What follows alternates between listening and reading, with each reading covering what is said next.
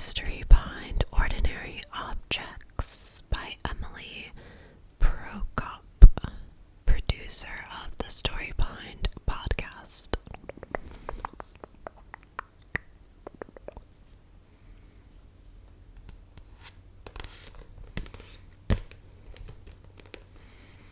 Look, there's a mic, a slinky, a fire hydrant, faucet. I don't know what that is. I don't know what that is. Oh, that's a button and a pocket. I couldn't tell looking at the viewfinder on my camera. Well, it's actually my iPhone. Then we have the contents here.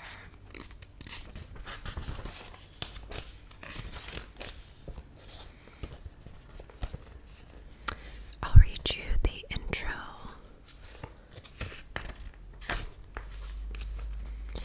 Call it curiosity, call it distraction, call it ADHD, but I've always found it difficult not to wonder about the history of the things around me.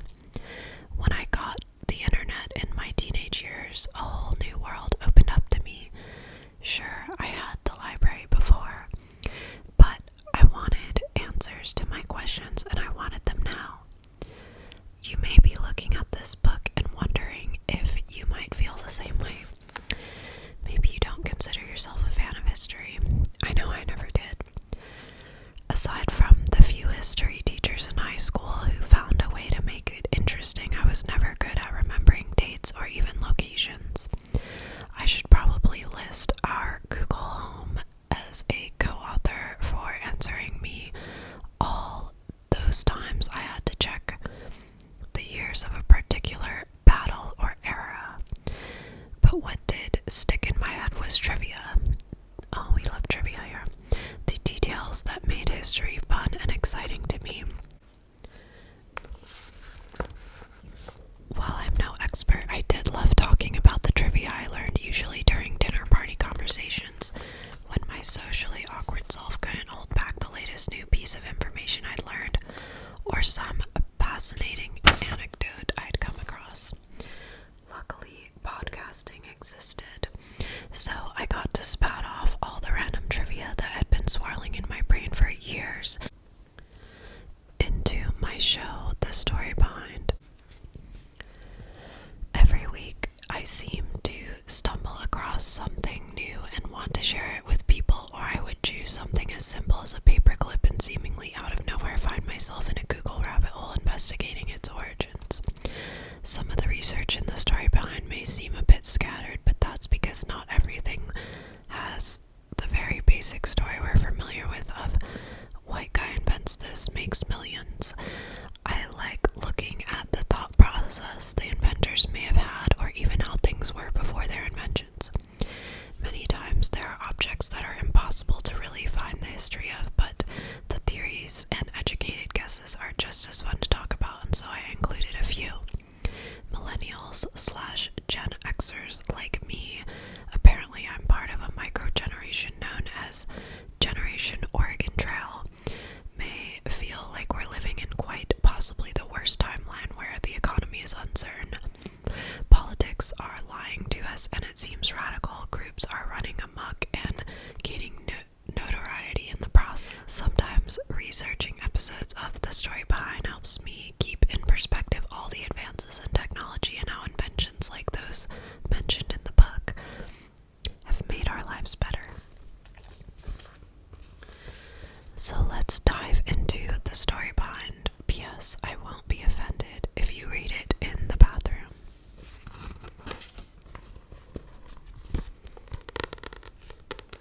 So that's the intro. So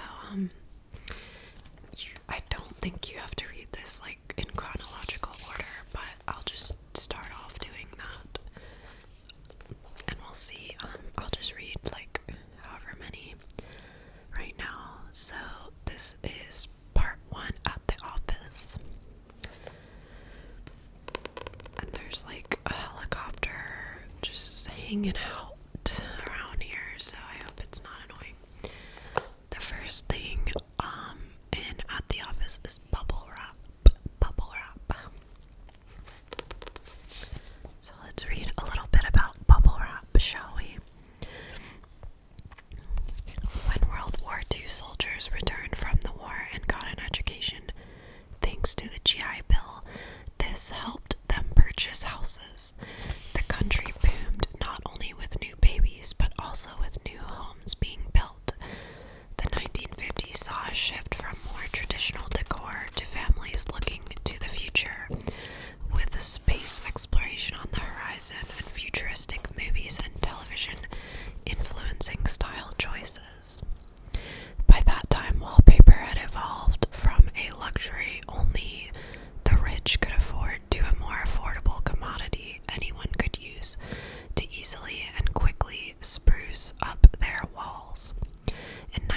1957, Alfred W. Fielding and Mark Chavanes, I think it's called, his name is pronounced, wanted to create a high-end plastic wallpaper. The main draw would be that the wallpaper was textured and would add a pop, pun totally intended, of fun to the walls. In Fielding's garage, they sealed 2 plastic sheets together, creating air pockets trapped inside, and put a paper backing on it. Unfortunately, the design wasn't as popular as they had hoped, and the 2 inventors had this amazing material, but no use for it. Originally, it was known as Air Cap, and Fielding and Chavanes formed the company Sealed Air to market it.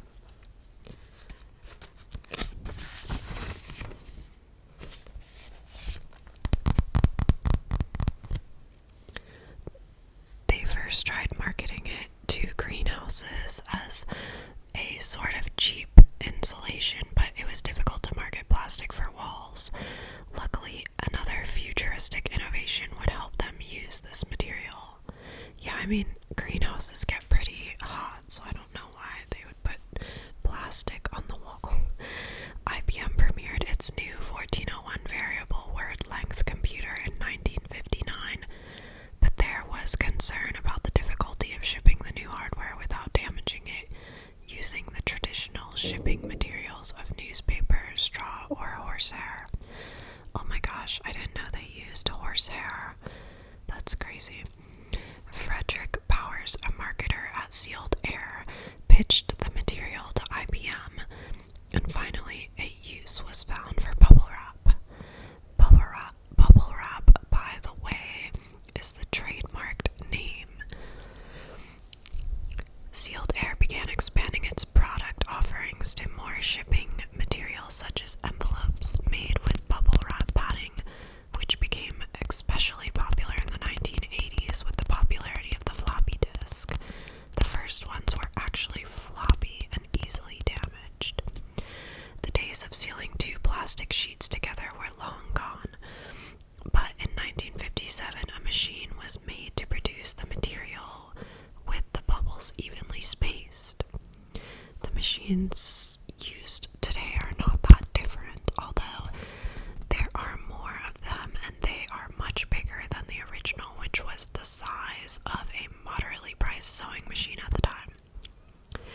The materials used now are more environmentally friendly but still remain strong enough to reuse. However, newer shipping material is always being explored by companies like Amazon, who ship huge quantities of items since big rolls and sheets of bubble wrap take up a lot of storage space. One question that comes up a lot with bubble wrap is about how to properly use it to package items with the bubbles out or in. The recommended way is having the bubbles facing inward to better pad the item being wrapped. It also helps keep small parts in place more effectively. That makes sense. Yeah, I would think you'd want the bubbles to be wrapped around the item. But what many consider bubble wrap's best quality is the stress relief that comes from popping it, and that stress relief isn't just a theory. It was shown in a 1992 study that subjects who were given bubble wrap to pop were found to be more relaxed and alert afterward. A few theories exist as to why, including one in which our primitive brain associates this sensation with crushing ticks or insects. No, I don't think so. But the more plausible and less gross theory is that humans are drawn to tactile touch sensations, and using worry beads or fidget toys or popping bubble wrap can help us release that stress. And then it has a little section here. Did you know Sealed Air licenses a calendar version of bubble wrap in which each day is printed on a piece of paper underneath bubble wrap, and consumers can pop a bubble a day. Oh my gosh, that's so cute. Sealed Air calendar. So if you know someone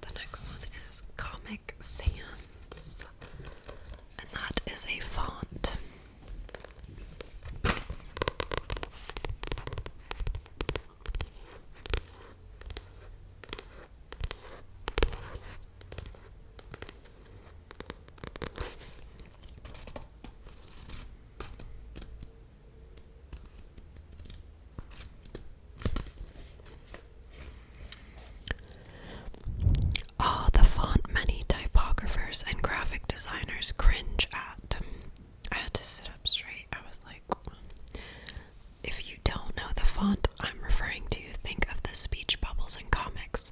The hand-drawn looking characters became the basis for Comic Sans font, which has become associated with schools and kids' activities, and if you collected Beanie Babies in the 90s, you'll recognize it as the font from the TY company.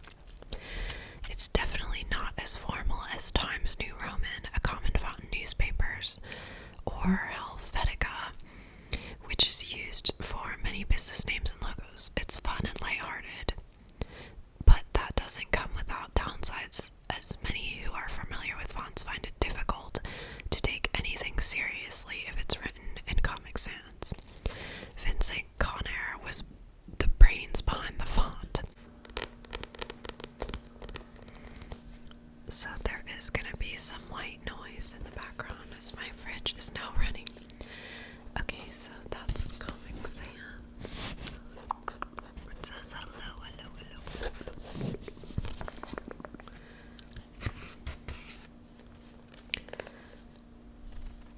Okay, while working at Microsoft in 1994, he was tasked with finding a font for the speech bubbles of a character in a computer program called Microsoft Bob, which was designed for kids. This software interface was made to look like a cartoon, but the designers were using Times New Roman in the speech bubbles, and that didn't seem right to Conair. He looked to the stack of comic books he had in his office for inspiration, particularly Watchmen and The Dark Knight Returns. He began crafting the letters, but when applied to the speech bubbles in the software, the all-capital letter font wouldn't fit. He added lowercase letters to the font, but it was too late, and Microsoft Bob had already come and gone by then. But Microsoft did pick up the font for its Movie Maker application. The original name was Comic Book, but it was then changed to Comic Sans. The font was kept by Microsoft and added to the system fonts in Windows 95 and Internet Explorer. Apple seemed to copy the concept and included the similar font called Chalkboard in Mac OS X. If you've been around enough people who work in design, you probably know that Comic Sans gets a pretty bad rap, despite being pretty common in everyday signage. Dave and Holly Combs, graphic designers from Indianapolis, started a group called Band Comic Sans. Wow, in 1999, after their employer insisted they use the font for a children's museum exhibit. That's very hardcore, opposing Comic Sans to ban it. When LeBron James left the Cavaliers to take his talents to the Miami Heat in 2010, Cavaliers owner Dan Gilbert wrote an angry letter on the team's website in Comic Sans. Though many were angered by James leaving, the intensity of the letter written by Gilbert was dulled by the whimsical, or if we're being less generous, ridiculous nature of the font he used. When the European Organization for Nuclear Research, known as CERN, discovered the Higgs boson, otherwise known as the God particle, in 2012, the discovery was almost overshadowed by the disgust people expressed after the scientists presented their findings in Comic Sans. Two French designers, Thomas Blanc and Florian Amanu, started a Tumblr called the Comic Sans Project, in which they reimagined famous brand logos redone in Comic Sans. And it's a little off-putting to see something as iconic as the AC/DC band logo made into a playful-looking logo just by changing the font. When Pope Benedict XVI stepped down, the Holy See published a digital scrapbook filled with photos of his papacy. I don't know, I've never heard that word, and committed the graphic designers a deadly sin of using Comic Sans as the typeface. Even Weird Al Yankovic poked fun at the font in his song Tacky, singing "Got My New Resume, It's Printed in Comic Sans." asked teachers why schools use Comic Sans, and the best answer I've gotten, aside from it's just how we've always done it, is that the font is the most similar to how letters should be written by their students when they're learning to write. It's one of the few fonts that show the lowercase a's, especially as children are taught to write them, while other fonts have a hook at the top of the A. Oh yeah, that's true. Even as I write this in Google Docs, I'm offered 16 fonts for my use, and only 2 of them don't have that hook on the top of the A. Want to guess which ones? Corsiva and Comic Sans. Comic Sans has also been said to be a recommended font for those with dyslexia, as it might be easier for them to read fonts that look more like handwriting, and the heaviness of it may make it stand out more. But studies on this have varied as far as how true this may be. No matter what your personal opinion of Comic Sans is, you may want to heed some comic book advice. With great power comes great responsibility. Use Comic Sans wisely. And then it has the little, did you know, little blurb here. Did you know when you see sans in a font name, it refers to sans serif, or without serifs? Serifs are the tiny little lines attached to the ends of letters, such as in Times New Roman, whereas a font like Arial doesn't have serifs. Okay. Interesting.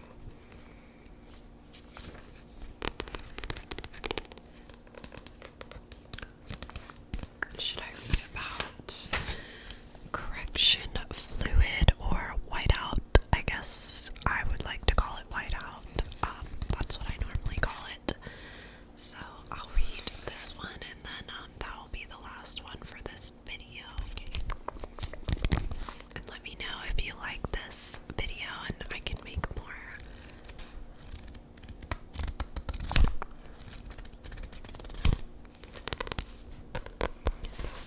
Correction fluid. The story behind correction fluid.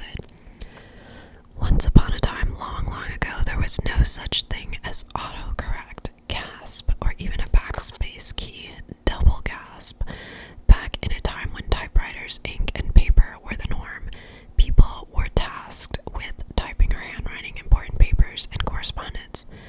Oh, sure, there were erasers for mistakes made with pencil, but for formal documents, erasers sometimes just made more of a mess. Aside from misspellings, typewriters were known to jam or even type something on the wrong line. Even though typing classes were common in high schools, you can still imagine how easy it was to make mistakes when you think about how long you've been typing on a computer keyboard, yet still have to use the backspace button. Yeah, that's true. In 1951, when single mom Bet Nesman Graham found work as an executive secretary for W.W. Overton, the chairman of the board of the Texas Bank and Trust, she realized she was prone to these types, pun intended, of mistakes in her typing, and she wasn't the only one. Her colleagues were also making more mistakes when the bank began using electric typewriters. Now, kids, remember, this story ends happily, but this is where the scary part comes in. Back then, when a mistake was made on a typed piece of paper, the typist would have to take the whole piece of paper out of the typewriter and throw it away and start from scratch, all over one error. One day, Graham came upon painters decorating bank windows for the holidays. When the painters made a mistake, Graham noted, they would just cover it with an additional layer of paint instead of trying to redo it. This gave her an idea. She went home and began experimenting with white tempera paint in her kitchen because of its fast-drying and long-lasting properties. Graham began using bottles of her own creation at work to correct her typing mistakes. And as soon as other secretaries saw what was called mistake out by 1956, orders started pouring in. Graham realized she was onto something, especially with the new popularity of electric typewriters, which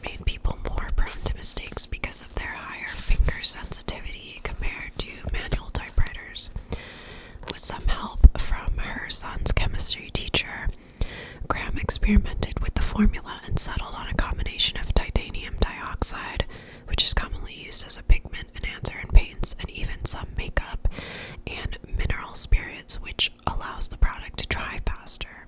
Oh yeah, whiteout dries like pretty fast, right?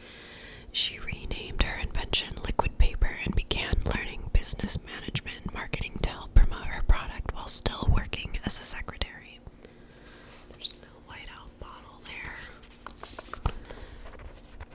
When I was in school, I would paint my nails with that.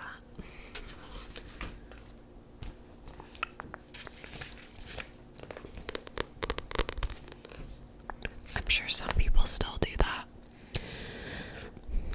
But not for long. Graham was soon fired from her job for, of all things, a typing mistake. Oh my gosh, that's so ironic. She accidentally typed her own company's name at the top of a letter, instead of the bank's name. Ew. But by that time, it didn't matter. Liquid paper had already taken off, and Graham could afford to go full-time with the business. She patented the liquid paper formula and even pitched the product to IBM in 1957, but was turned down. But by the next year, Graham's factory was filling orders of 10,000 bottles per day, and business realized there was a market for the product. In 1966, Whiteout hit the market as a competitor and began the generic name for correction fluid. Graham was finally able to sell the product in 1979 to Gillette, a year before her death. While computers have taken the place of most typewriters, the popularity of liquid paper, for instances when someone makes a mistake with a pen and paper, still keeps the product and its competitor in business. And the little, did you know, says, Bet Nesmith Graham, did you know Bet Nesmith Graham, the inventor of correction fluid,